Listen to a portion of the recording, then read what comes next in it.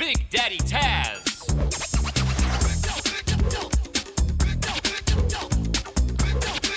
Please welcome Big Daddy Tazz.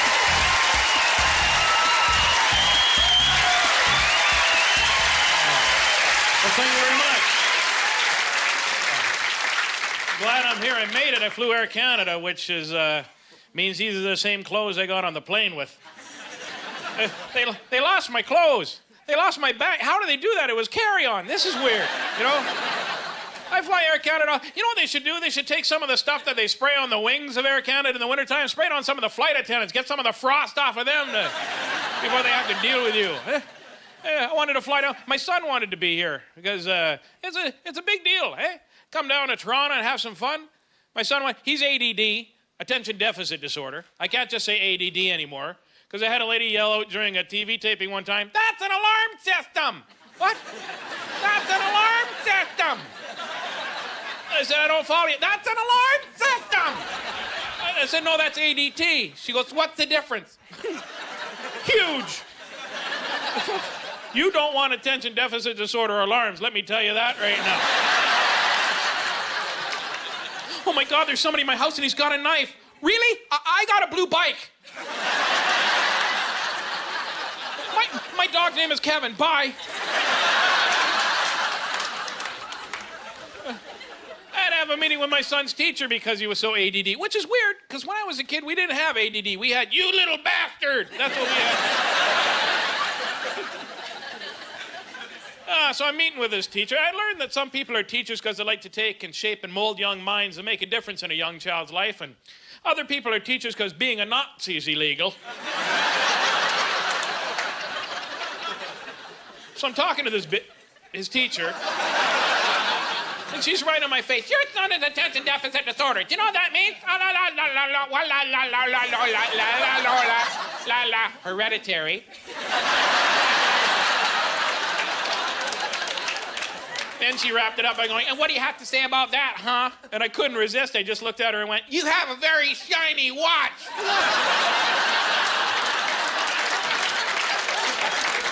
"Ooh, and I got a blue bike." Quack, quack.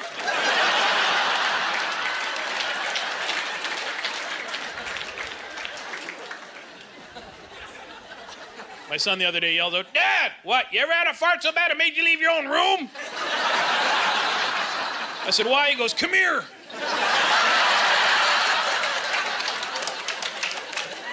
So I did. And he goes, "It was a long fart." "What?" "It was a long fart, Dad. It was really, really long." "How long was it?" Halfway through it, I heard my bum go, "Let's start again." It's a long fart.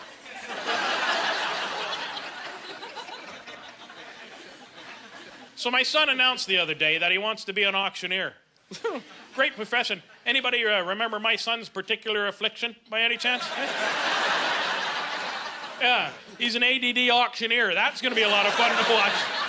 We got 25 in the back. We got 25 bid. There we go. We got 25 in the back. Looking at 30. Went with 30. And with 30 bid in. And we went 30. Oh, we were looking for 30. We're looking 30 bid and 30 bid and 35. 30 bid and 35. And no, you right there, sir, in the blue. I got you blue. Blue is my favorite color. I had a blue bike when I was a kid. I had a blue bike. I love blue. That was my favorite color. I had a blue bike. I named my dog Blue. He wasn't a blue dog because that'd be funny. He wasn't a blue dog. He wasn't even a cold dog. He wasn't even a sad dog. He wasn't a blue dog. He was yellow dog. Yellow and blue. Green. Green's a frog color. Green is a frog color, and a hop and a bark and a hop and bark. It'd be funny to have a frog dog. That'd be really cool, and I like pudding. I like pudding. Pudding's my favorite thing in the entire world. You know, big bowl, yellow pudding, and a big swiss hat for a big swiss like that, and I was pudding. I wish I knew where the bid is. I don't know where the bid is. I wish I knew where the bid is. I wish my dad was here because he's 35. 35 the bid. 35 the bid. Full circle like that.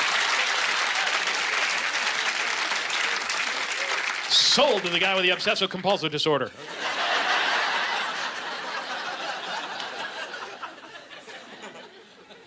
I was doing a show for the, get this, I had to do a fundraiser for the Agoraphobia Society of Canada, which is odd. How do you have a society of agoraphobic people? Agoraphobia means you're afraid to come out of the house. How do you even have meetings when you're afraid to come out of the house? We should have one at my house. Have it here, it'll be good. No, here, I got a big couch, come to my house. And I had to make the same announcement over and over again. This is totally true story. The Agoraphobia Society would like you to make sure that you enter their draw, and their draw was for a trip for two anywhere Air Canada flies. If you come out of the house, good on you. You got agoraphobia, you get to the airport. If you meet Air Canada people, you're going back in that house more pissed off than you left. I'll tell you that right now. I did that joke the other night. Lady comes up to me. You probably shouldn't do that joke about agoraphobic. We could get in trouble. What? Well, you know, people in the audience might get offended. Who would? Maybe there's agoraphobic in the audience. How does that make you look? Like a healer.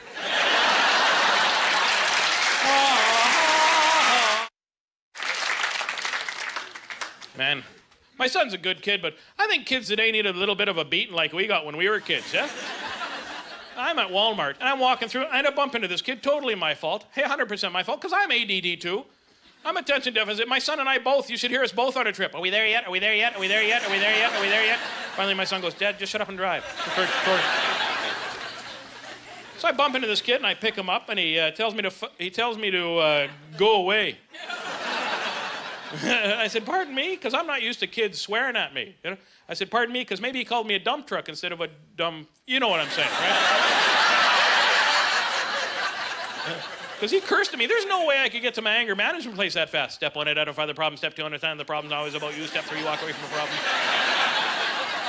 And you'll take a lot of anger management when it's court-ordered. I'll tell you that right now. So I said to him, pardon me? He goes, what do you can't... And he's doing this. I'm like, what are you doing? These are gang symbols, man. I said, quit it, you're white. I don't even mean pink or beige. I mean white, like KKK on Laundry Day white. Underside of a vampire's nutsack white. Are you following what I'm saying? Very white. Glance your grandma's boob white. Oh, that's not right. That white. She's like, grew up in the streets. You tell me to F off again, you're gonna wake up in an alley. How about that?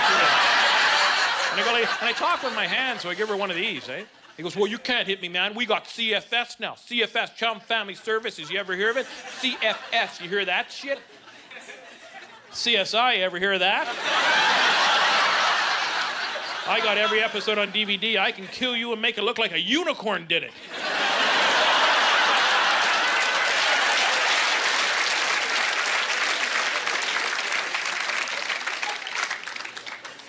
And because there's no way.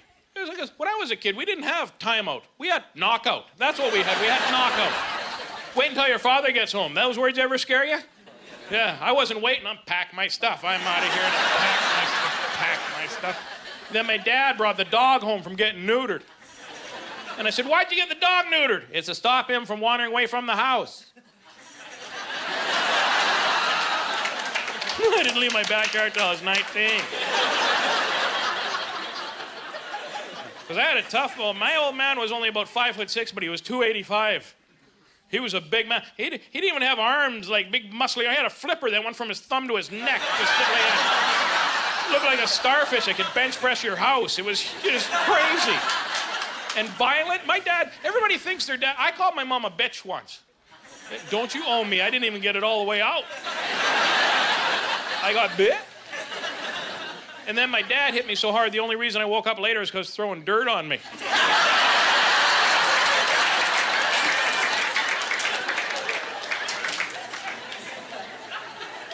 My mom wasn't beyond hitting me either.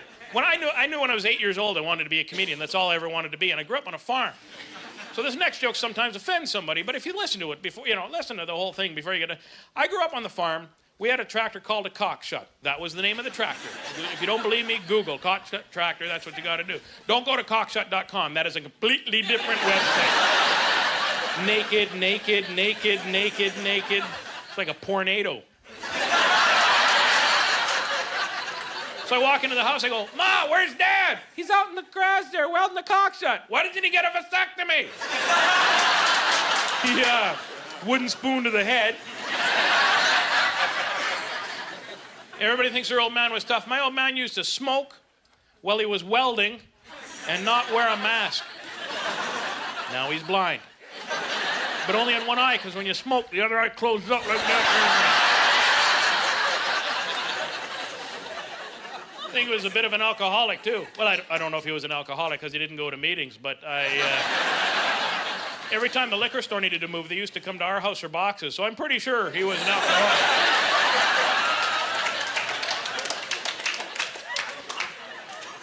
So I turned to this kid. Come back with me. I'm ADD. Come back to the Walmart with me. I turned to this kid and I said, listen, buddy, when I was your... And I never thought those words would come out of my mouth. When I was your age. What's next? Better pull my pants up. Right there. That's where the pants go. Right there. That's where they're going. That's where I'm going to pull my pants. Right. Have you ever noticed the higher the pants, the grumpier the fella is? You know why that is? Because that inseam doesn't change, buddy. He's walking around going, I think I got a tumor. Those are your nuts. Pull your pants down a little bit.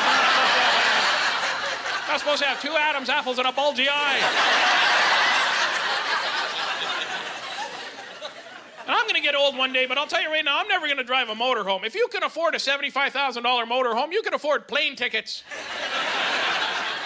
Get off the highway. I don't want to spend 2 hours doing this.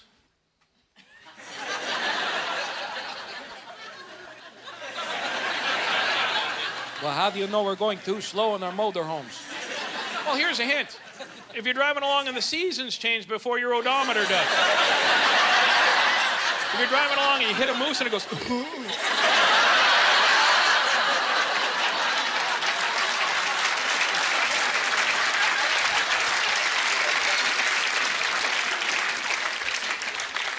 If a combine goes... Meep. If bugs are smashed up on your back windshield, I think that's a pretty good indication. You look in the rearview mirror and you see a bug going...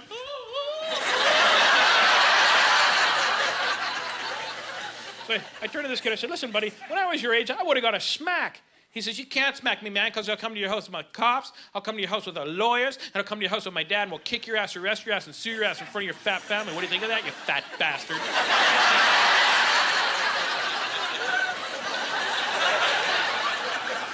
It got really quiet in my head. And I just about smelled burnt toast. But then the anger management thing kicked in. So I turned to him, I said, listen, buddy, in with the butterflies, out with the bees. In with the butterflies, out with the bees. Maybe the universe had a plan. Maybe I was supposed to bump into you, and you were supposed to bump into me, and we were supposed to be friends. Is that supposed to work out like that? Do you even know my name? Do you know who I am? You ever see me on TV or anything like that? No. Good.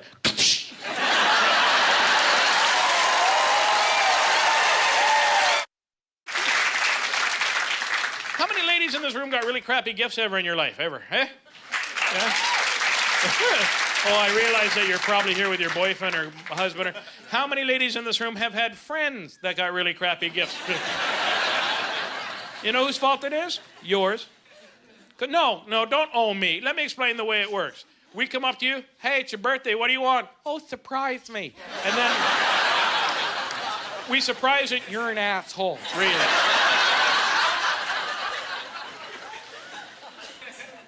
One day a year, we are completely honest with you. Tomorrow's Christmas, what do you want? And instead of telling us what you want, you say, oh, the good Lord has just smiled down upon me and me, giving me you and the kids, and that's all I've ever needed. That's a farm, we call that bullshit. Really, that's what we call it. This is what you mean. You know why you don't know what I want for Christmas? Because maybe I talked to you during a sporting event. Maybe that was the problem. Maybe you know what you used to do. What'd you get me last year? What did you get me last year? You got me a flashlight that didn't have any batteries. I had to go like that to make it work. It was one of those. Who had to do that all year? Ha ha, I'll tell you that right now. You know, why don't you go over there and ask the kids? They've been drawing pictures of it for the last 3 weeks, the stuff I wanted for Christmas. And on the fridge, on the side of the fridge in the shape of a Christmas tree, is a whole list of stuff I wanted for the last 6 years. The stuff I circled and crossed out and lined through it and stuff. I even stapled a check there one year. I want to staple a check there thinking, he'll mail it away, and then we'll both be surprised what I get. I'm just saying right now, you should go to the house for about 4 hours so I could have a bubble bath without you going, where's that? Where's that? Where's that? Where's that? Let me explain something to you. Yeah? I know where stuff is because I open up the cupboard and I go, there it is. And then I close the cupboard and I open it up. Oh, it's still there. Shit doesn't fly around our apartment. The only time I don't know where stuff is when you do the dishes and all of a sudden, I don't know where anything is. The only thing I know is that my Tupperware does not belong in the garage full of the crap you've collected over the last 4 years, and it's ironically the only time you remember to burp the thing like that. And I open up the drawer the other day, 14 burnt out light bulbs. 14 burnt out. They're dead. They're not sleepy. You're not going to reach the table. Get rid of them. Keep the great big one. Keep the big light bulb for when you have a bad idea. You can hold it over your head and I'll tell you when you hold it. And when I say, we should go to my mom's for supper, and you're like, we should have sex. You know what you used to do? Trim your toenails so I don't look like a Doberman pincher going across a hardwood floor. And why don't you stop farting and pulling the blankets over my head? That's what I want for Christmas.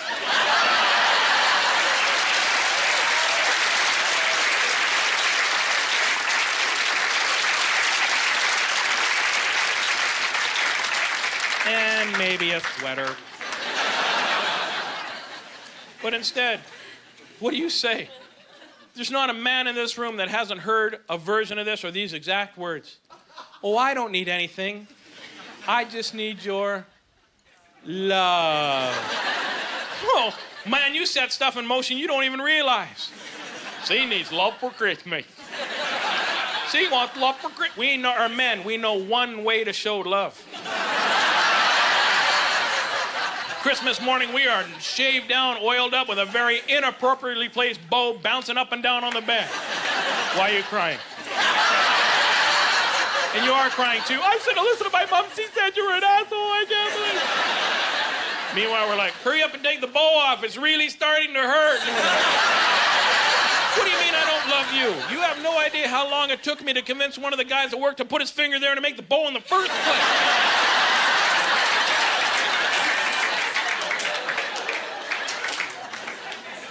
People always get mad at me because I was making fun of mental illness before, and I can do that because I'm mentally ill.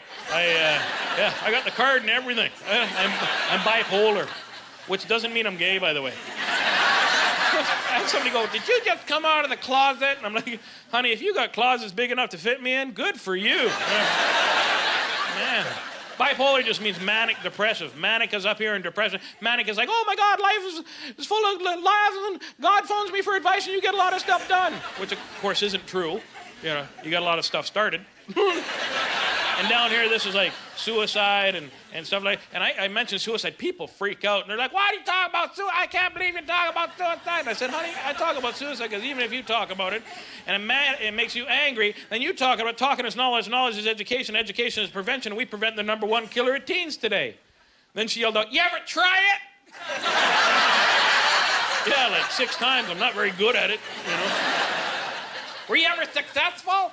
What? Okay. Yeah, I'm a ghost. Woo! I say suicide, don't worry. Good Lord made me 3 things. #1, suicidal. #2, a procrastinator. And #3, attention deficit disorder. So if you think about it, that's a great combination to have. My life sucks and I'm gonna kill myself right now. That's what I'm gonna do, but I don't got any rope. So I guess I'll get that tomorrow or the next day. Hey, the Flintstones are on. Oh, and I got a blue bike.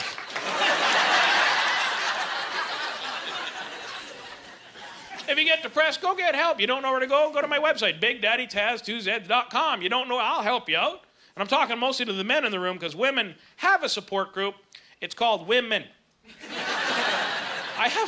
I don't know how you operate. All I know is that you do. And women are like, well, look at the way she's dressed right there. I can't believe she's wearing that shirt 2 sizes too small. Can you see that? She's dressed like that. What a little, I can't believe the way she's dressed like that. She's such a bit, you know that bitch said about me? She's crying. Are you okay?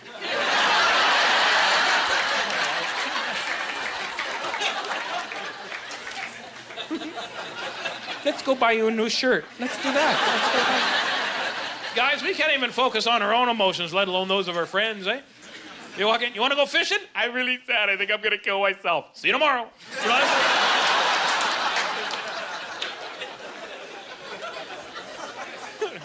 Here's a better example. Ladies, you're in a stall, in the stall next to you, in a bathroom you've never been in before, in a city you've never visited before, and the lady next to you don't even know. You run out of toilet paper, what do? Ask. You say, I heard you don't even need to ask. You can just go, you know. Have you ever been denied? No, because the lady on the other side's been there. She says, I got 2 rolls of toilet paper here, 2 rolls and rolls and rolls and rolls. I'll take it and twist it into a little swan for you and hand it underneath, and now we're friends forever.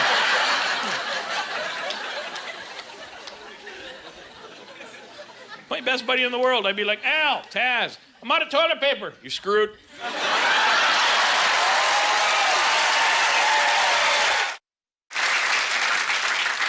I live my life by 3 quotes. You can live your life any way you want. But these 3 quotes really got me through some bad times. Quote #1, Mother Teresa said, the good Lord will never give me more than I can handle, but sometimes I wish he didn't trust me so much. You're going to feel the weight of the world on your shoulders every once in a while, so just hold that part of the world up. And if you can't do it, ask a friend. Quote number 2 is that Judy Garland said, always be a first-rate version of yourself and never a second-rate version of somebody else. Be who you are, and the people around you will love you for who you are, and if they don't, get rid of them. Those aren't your friends. They're going to hang you back. And as my Irish grandmother used to say, you can't swim to shore with anchors tied to your ass. This is the same grandmother, by the way, that would phone me on a regular basis and go, Taz, I can't remember why you told me not to cook with me aluminum pots anymore. Because it causes memory loss. Okay, I'll talk to you later. Yeah, probably, you know. And quote number 3, because my son is my life. He drives me nuts sometimes, but my son is my life. Never worry about who your kids are going to grow up to be, but always worry about who your kids are going to grow up to be like. Set an example for your kids. They'll follow that example. My son is the funniest kid I know. The other day, I go to, everything's the other day to a comedian. November 7th of last year is when it was, right? It's his birthday. I said, what do you want to do? I said, oh, what can I do for my birthday? I go, anything. He goes, really? Can we go for supper? I said, yeah, anything. It's your birthday. Anything? Can we pretend we're pirates? I said, I don't care. I'm just a big kid with a visa. You know, I don't care. Sure. So we go to the restaurant, and the girl comes up to me, table for 2?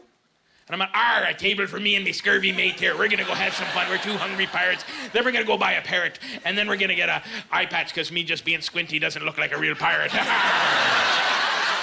Girl looks at me like I'm an idiot and then looks at my son. And my son goes, I have no idea why he's talking like that. I've been Big Daddy Tazz. Have yourself a great night. Thank you.